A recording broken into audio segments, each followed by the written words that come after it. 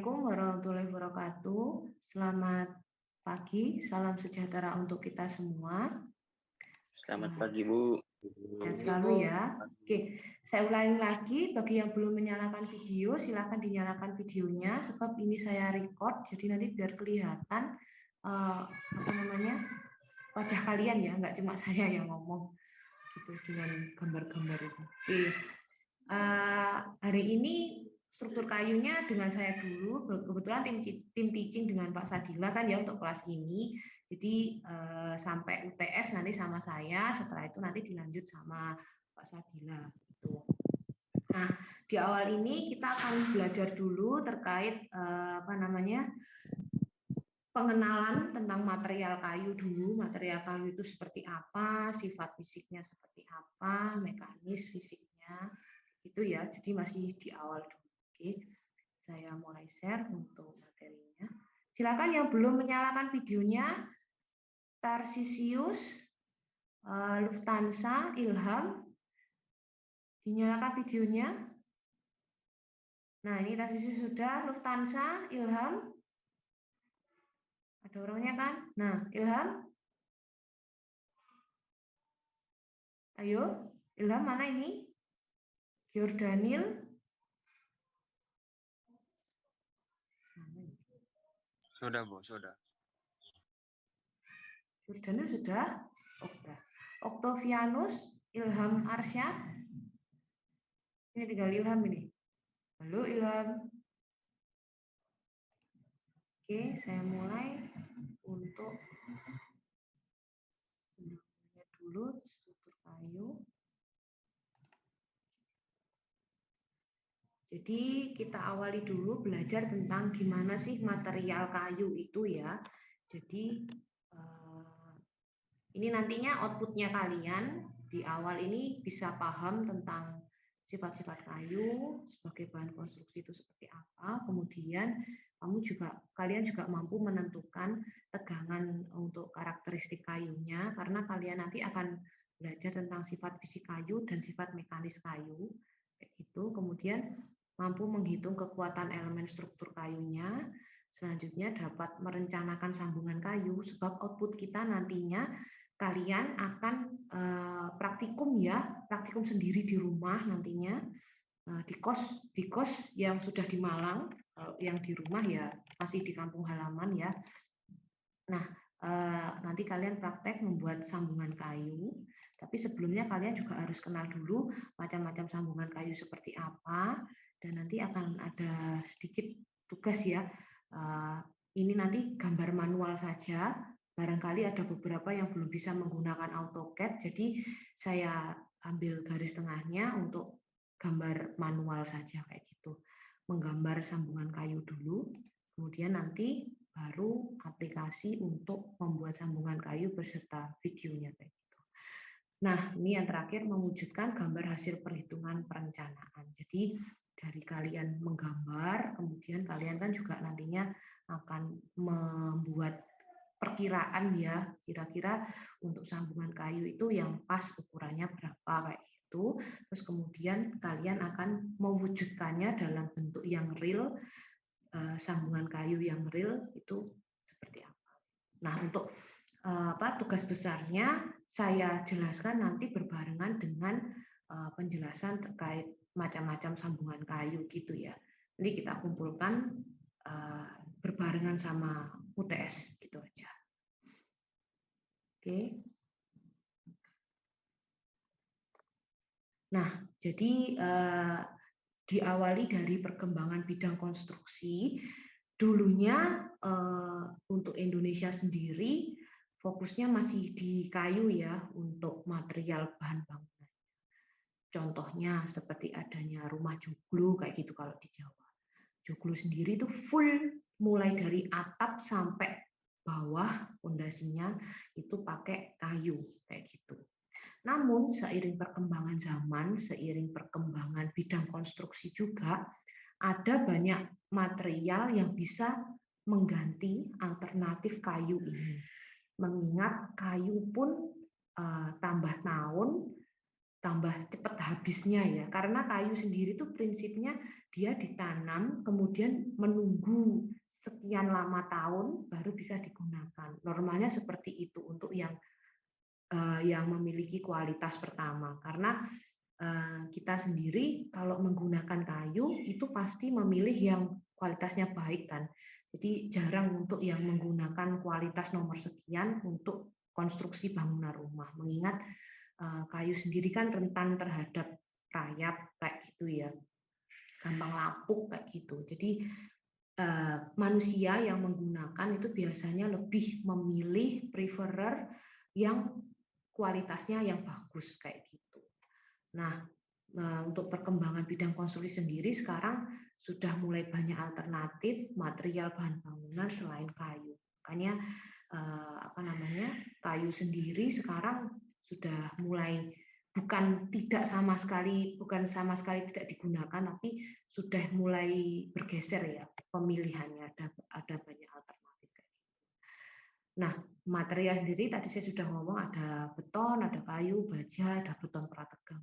Nah, kita fokusnya kan di kayu ini sendiri. Kayu sendiri itu ada kelebihan dan kekurangannya. Salah satunya sudah saya singgung tadi, bahwasanya kayu itu mudah lapuk jika perlakuannya tidak pas ya, untuk makanya kita harus tahu sifat fisik dan sifat mekanis kayu sendiri.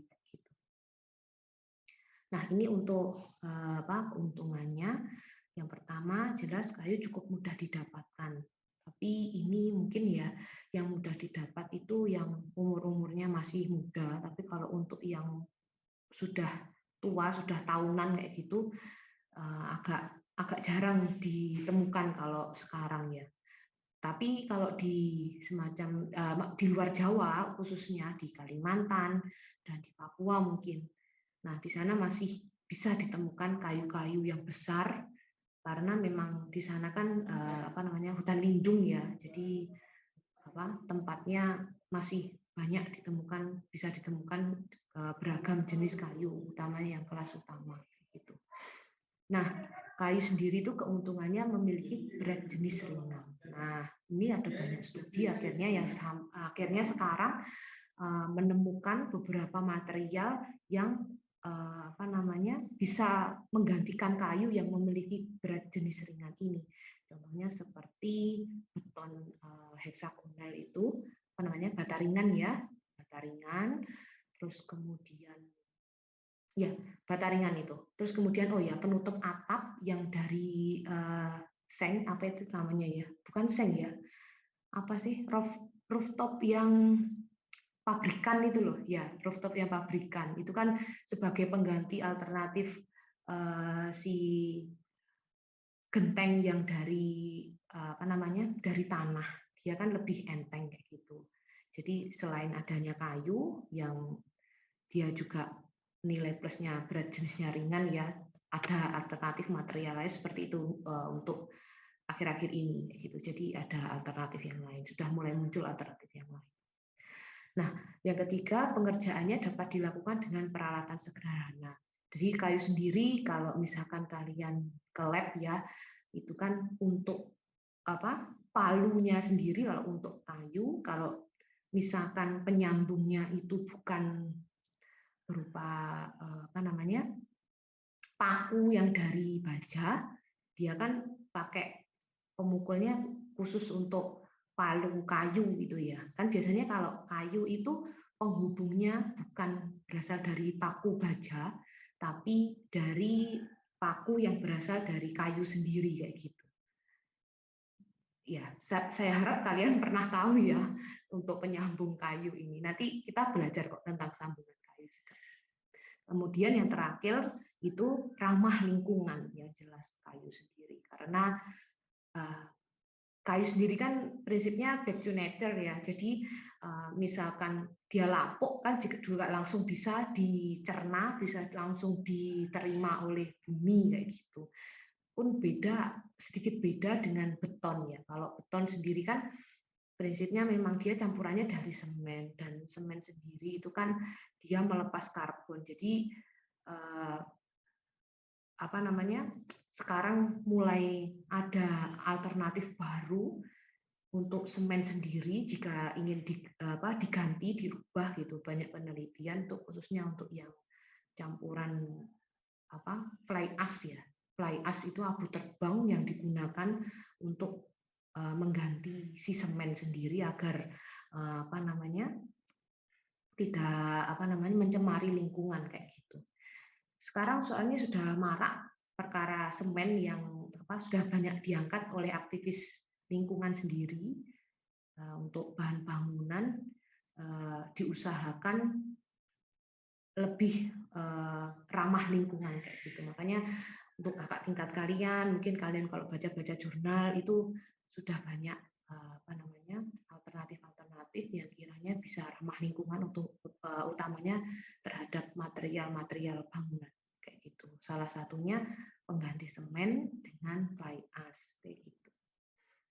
Kerugiannya kalau kita menggunakan kayu sendiri itu tidak homogen, disertai dengan cacat-cacat alam seperti serat tidak teratur, spiral, diagonal. Kemudian untuk mata kayunya itu kadang berlubang kayak gitu ya.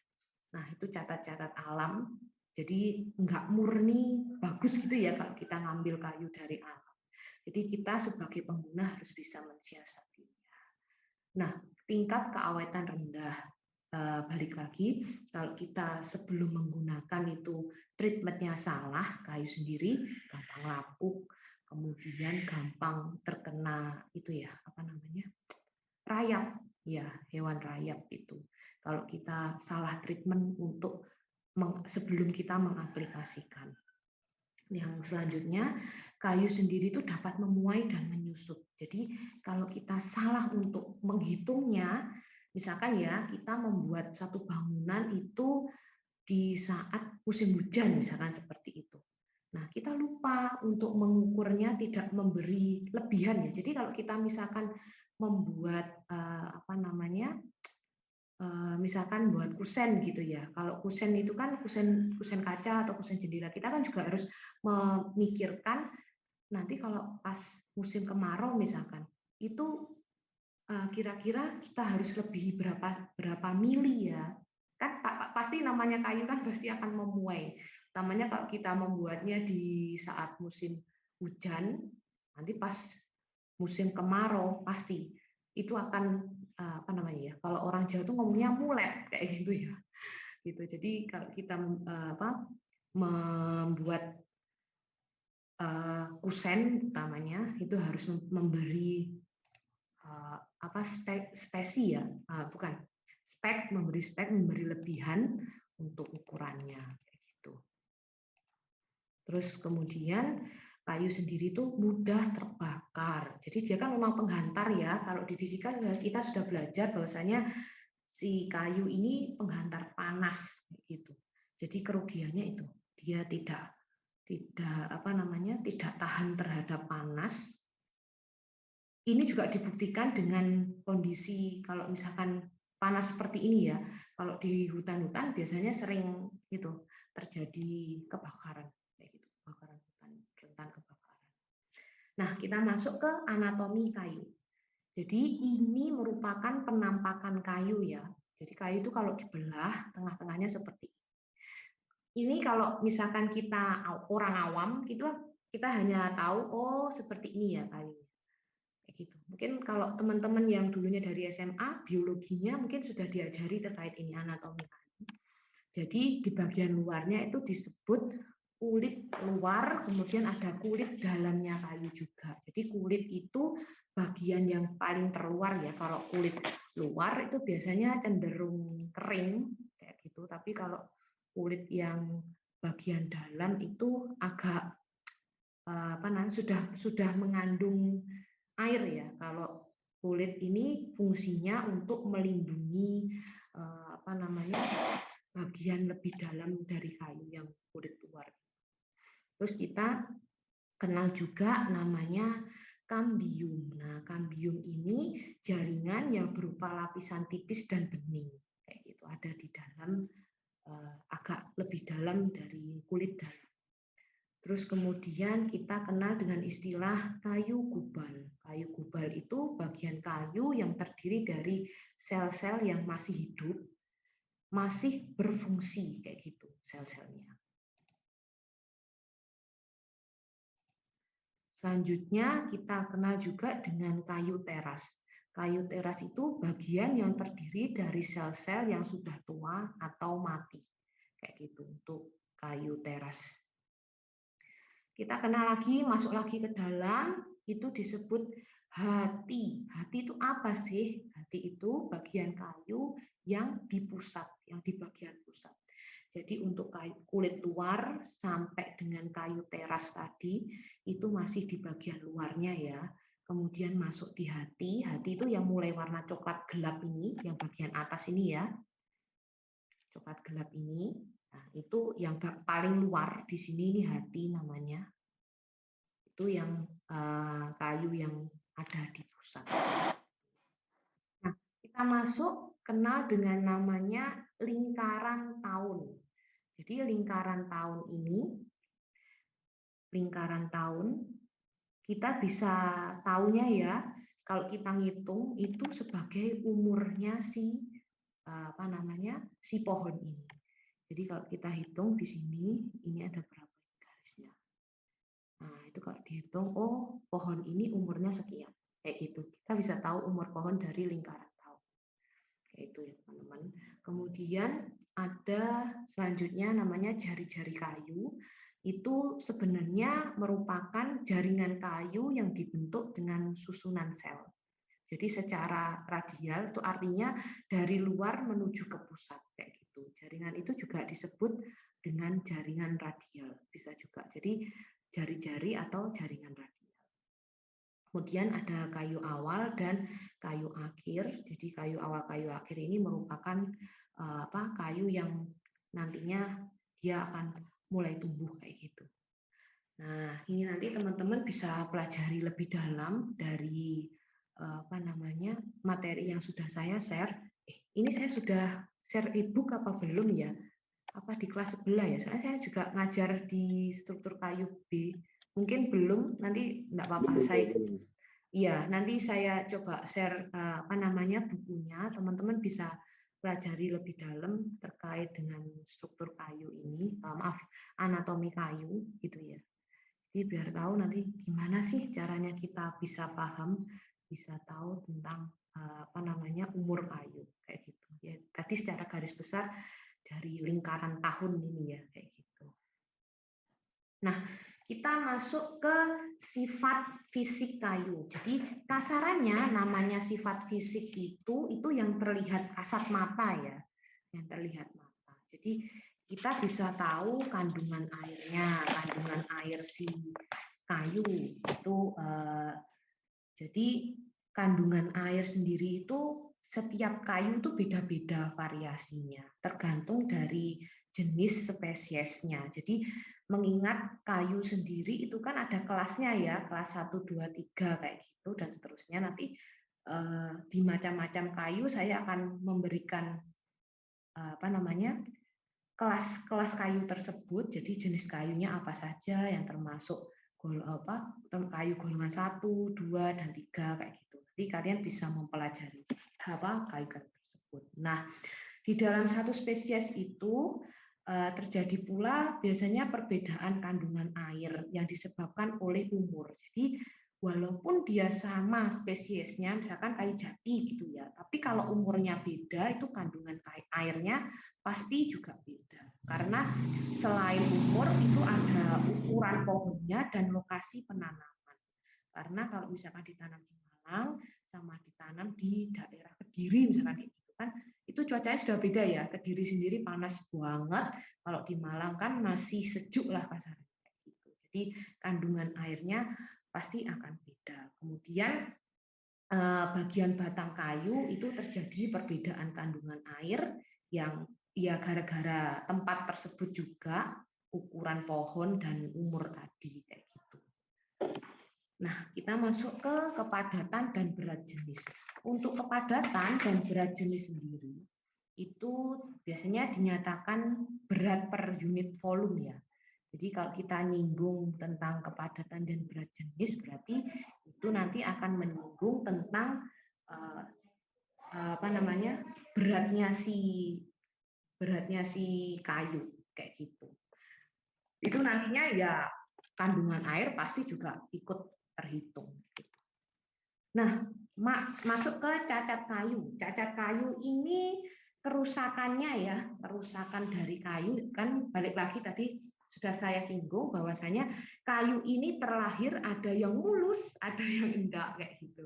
Jadi ada yang lubang-lubang atau enggak grupil-grupil gitu. Nanti gimana caranya kita sebagai pengolah kayu nantinya yang akan menggunakan kayu tersebut, bukannya pengolah ya, yang akan menggunakan kayu tersebut itu bisa memoles kayu tersebut kayak gitu.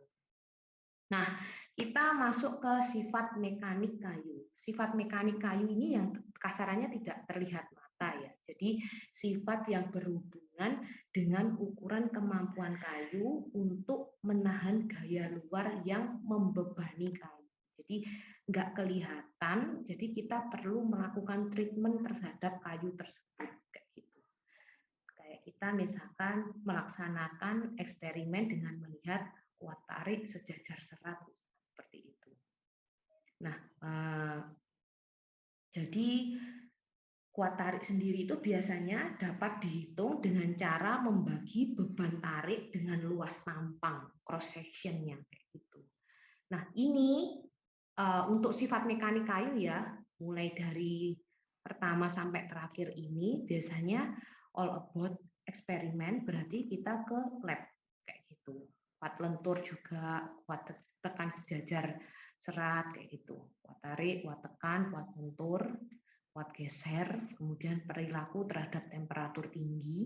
Ini semuanya butuh benda, butuh mesin ya, mesin yang bisa ngecek kayu tersebut. Itu yang melihat kekuatan kayu kayak gitu. Itu untuk sifat mekanik kayu. Nah, untuk sifat mekanik kayu ini sendiri nanti teman-teman bisa mempelajari lebih lanjut di buku-buku ini ya.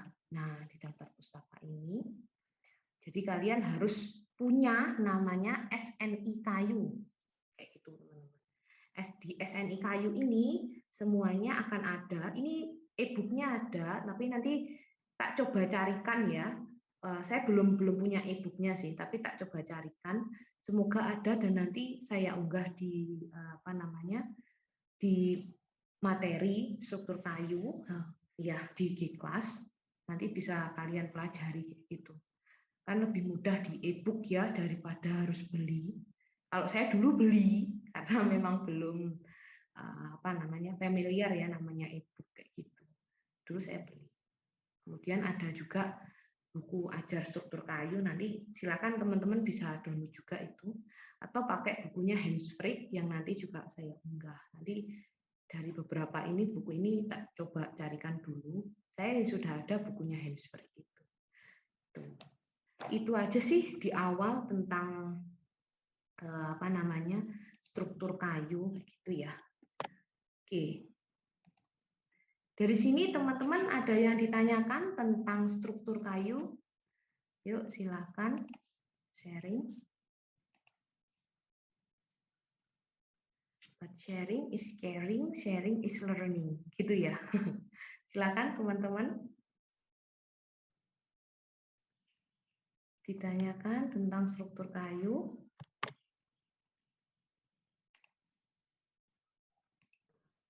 Pas, Bu. Nggak ada pertanyaan sama sekali. Nggak ada bayangan tentang struktur kayu. Yuk, yang lain.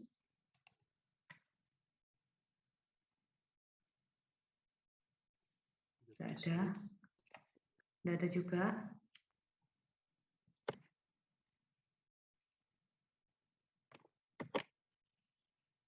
Oke. Sebentar. Oke, jadi saya tadi sudah munggah itu ya, materi di Google Classroom dan juga absen di sana. Ini tunjuk dulu. Bu, saya mau bertanya, Bu. Oke, silakan. Tak kira enggak ada yang tanya. Terima kasih, Bu. Ya. Untuk mendapatkan kayu yang bagus itu gimana, Bu? Dan cara pengiringan kayu itu gimana? Oke, nah ini tadi kan saya sudah cerita bahwasanya kayu itu ada kelasnya. Jadi ada kelas pertama sampai kelas terakhir kayak gitu, klasifikasi kayu. Nah, nanti ini saya sharekan di macam-macam kayu kayak gitu ya. Jadi teman-teman bisa tahu, oh ini kayu ini masuk ke kelas sekian kayak gitu. Nah, nantinya apa namanya? Teman-teman bisa lihat di situ jenis kayu ini masuk di kelas apa gitu ya. Terus ini ada pertanyaan lagi, berapa lapisan kayu agar bisa mengetahui umur kayu putih ya. Kalau umur kayu tadi saya kan sudah ngomong itu tergantung dari lamanya apa namanya lama dari penanaman. Jadi walaupun jenisnya kayu putih, tapi beda-beda untuk umurnya. Jadi kita perlu apa namanya ya? Kalau ditanya normalnya umurnya berapa? Iya relatif. Balik lagi itu relatif. Tergantung dari kita sih penanamnya kayak gitu. Kalau kita yang nanam, kita biasanya tahu umurnya berapa. Tapi kalau kita nggak nanam, itu perlu apa namanya menebangnya dulu gitu ya, biar tahu nanti apa namanya umur tahunan tadi ya. Umur tahun itu kita harus ngitungnya satu-satu kayak gitu. Oke, ada lagi yang tanya? Ada? Oke, saya share ini dulu.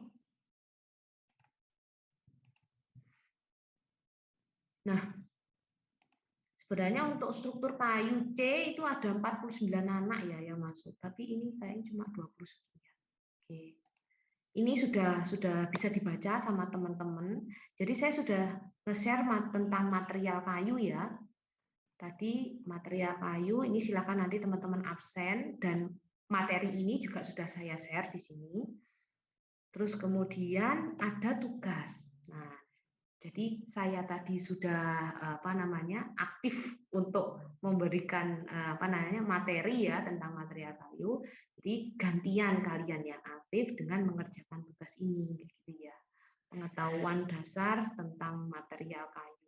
Nah, untuk e-booknya habis ini saya ikut share juga. Jadi biar teman-teman nggak bingung nanti mau ngambil tentang material kayu itu di e-book yang mana. Terserah nanti kalian mau pakai yang mana silahkan pilih. Nanti ada 3 e-book yang saya unggah gitu.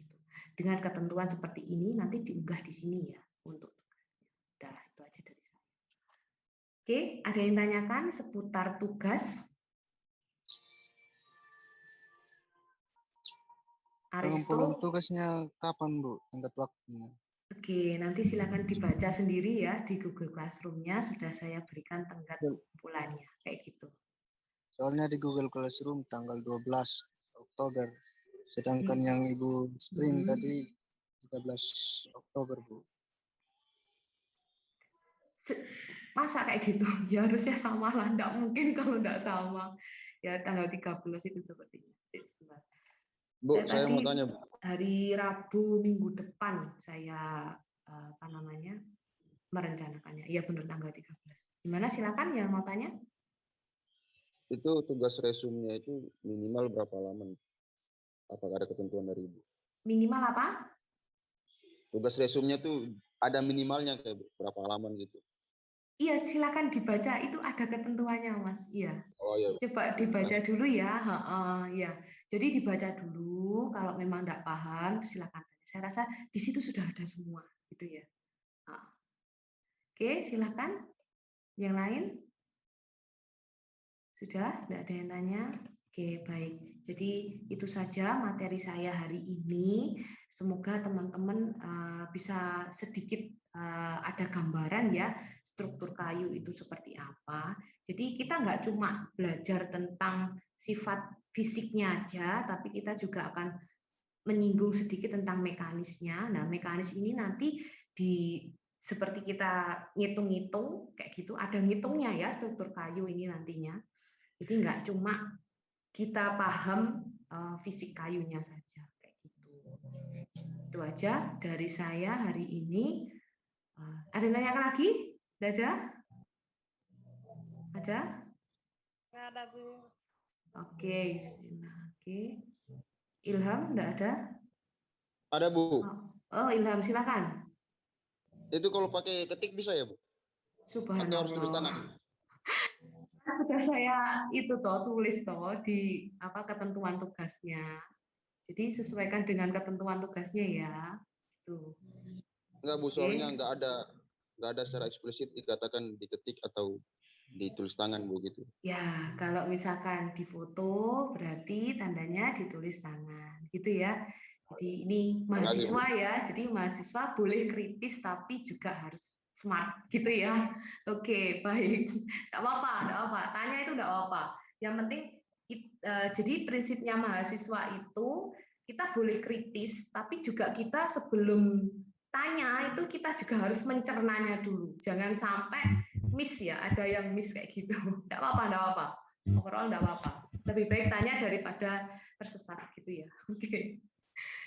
Oke, itu aja yang mau ditanyakan. Ada lagi? Sudah? Oke, baik. Ya, oke itu saja dari saya pagi ini. Tugasnya dikerjakan ya. Nanti e-booknya saya unggah juga. Silakan kalian mau pakai e-book yang mana silakan dipilih. Yang penting itu masih terkait tentang material kayu yang masih di awal ini. Silakan nanti coba diresum. Ganti kalian yang aktif gitu ya, nggak cuma saya yang buat PowerPoint dan menjelaskan. Oke, terima kasih. Selamat pagi, salam sejahtera untuk kita semua. Sehat selalu ya. Pagi, Bu. Ya, Terima kasih. Pagi, Bu. kasih, Bu. Sama, iya. Assalamualaikum. Ya, waalaikumsalam.